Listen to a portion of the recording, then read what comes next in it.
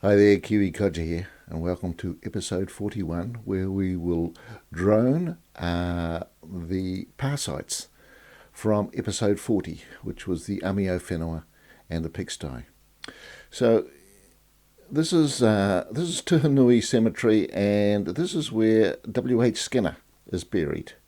I visited his grave. He is the one whose record I took for the episode 40 in the Journal of the Polynesian Society. So he is a Taranakiite, so a lot of his stories come from there. So here we are at Rewa Pa. The pa itself is the bigger area. It's about 3/4 of an acre. And what we're going to do, we're going to just fly out over it. So we're over the Roto Manu, a little lake, and you see the Waifakaio River there, and just above it is the Rewa Pa, and the square area on the right, which is the main area, is about 3/4 of an acre, and it looks like it's actually separated into two zones, because on the left, past that fosse or that ditch, is another area, and that's about 1/5 of an acre. So we're looking up north towards Waitara in that general direction. So it's a wonderful place to have a pa. One is its natural setting, of course, but its access to water is very easy, and there's Roto Manu Lake in the background. I used to live in Taranaki and would often go down and throw my line in at the mouth of the Waifakaio River. So the ditch is the palisade. You have a feeling that the kaianga, which would have spread around this pa, would have been quite large.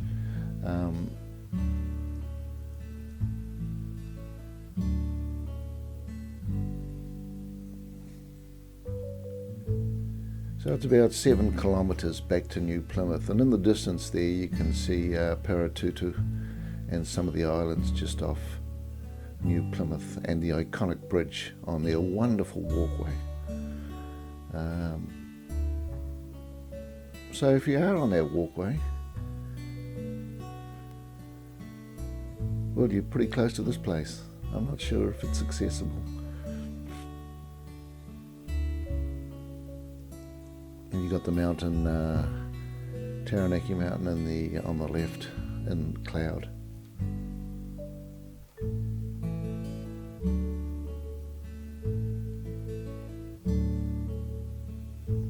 So this is where the Amiowhenua finally got a bit of a break, and stayed here before moving off to Waitara, where an ambush was waiting for them at the mouth of the Waitara River.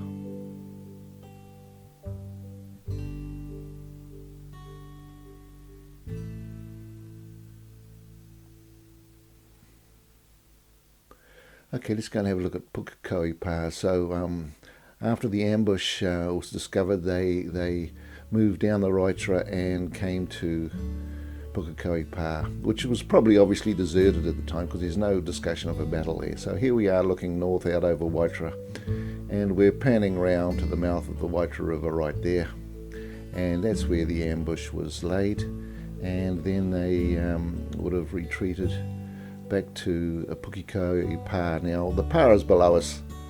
It was actually used by the British in 1860 to set up a camp there, but it's too large.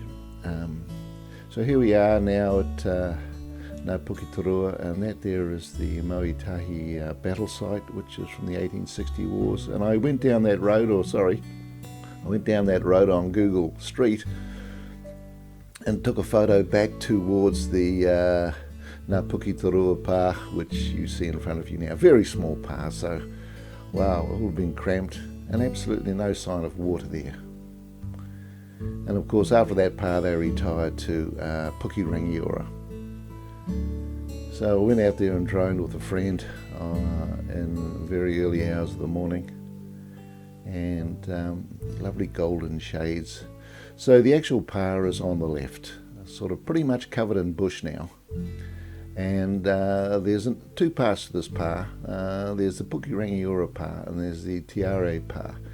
And that's the pa that you can sort of see the cleared ground there.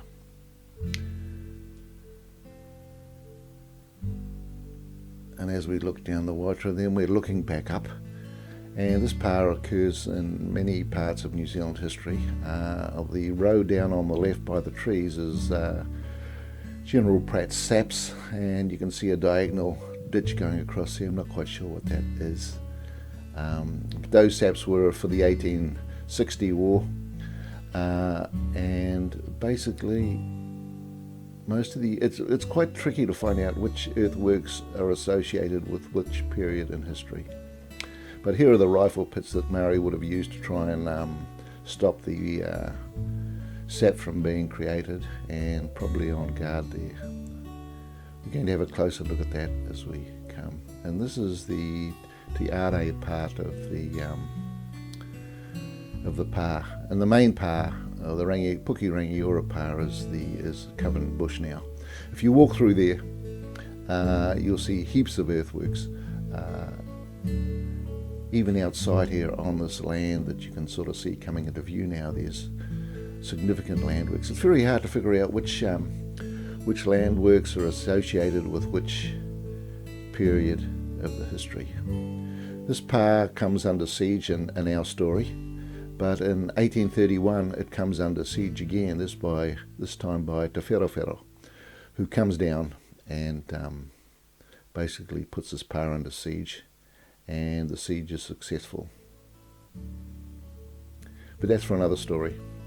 And after the successful siege here, he goes on to New Plymouth and attacks another pa, where he actually is defeated and returns back to New Plymouth. So now we are looking back down to the Waitara. How gorgeous is that? Now, of course, I got my first person drone out, and here we are flying down the cliffs. Those cliffs from the Waitara up to the top is about 110 metres. And I think back in the day there wouldn't have been much vegetation. So here we are flying back towards Pukerangiora pa.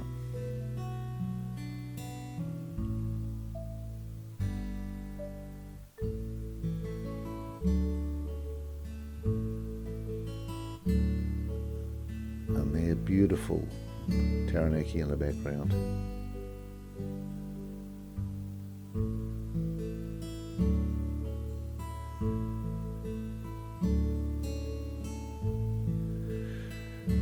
So the parts we're about to go to are not involved in the Musket Wars too much. They're more involved in the First Taranaki War of 1860, when the British from Waitara basically made the advance up onto Pukerangiora pa, where most of the Maori were defending.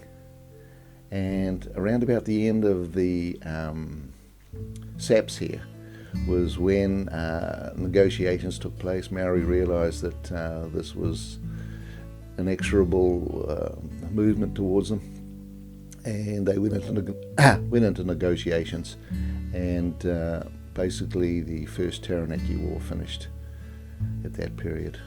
I'm not quite sure what the diagonal ditch is over there. Maybe a rifle.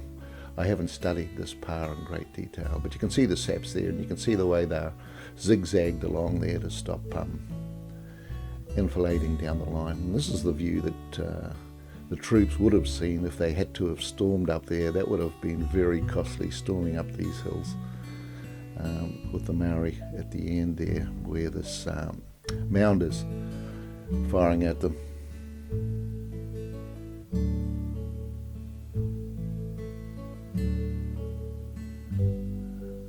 So that's the firing position for the defenders. And then over on the left we have areas where the huts would have been, and this would have been a ditch with palisading, and under the palisading would have been gun gun openings where the guys could have loaded their guns down there and fired underneath the palisading at anyone charging. A real death trap.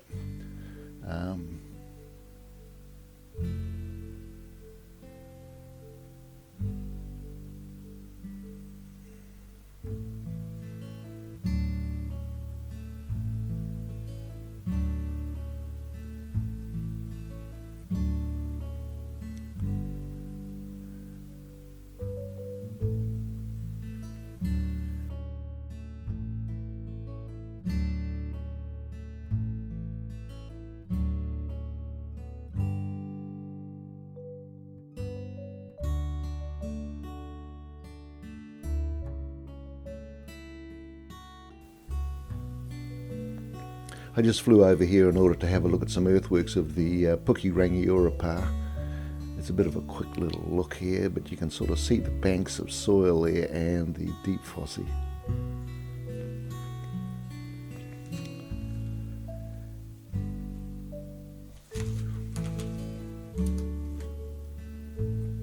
Well, that was a lot of fun doing that. Now for the Tapu Tauranga Pa, I'll put a link further down. Someone has gone and droned that pa in the past, so I'll put a link to that. But that basically brings us to this little droning of the various pas. So thank you very much. Take it easy out there, and I'll catch you at the next one.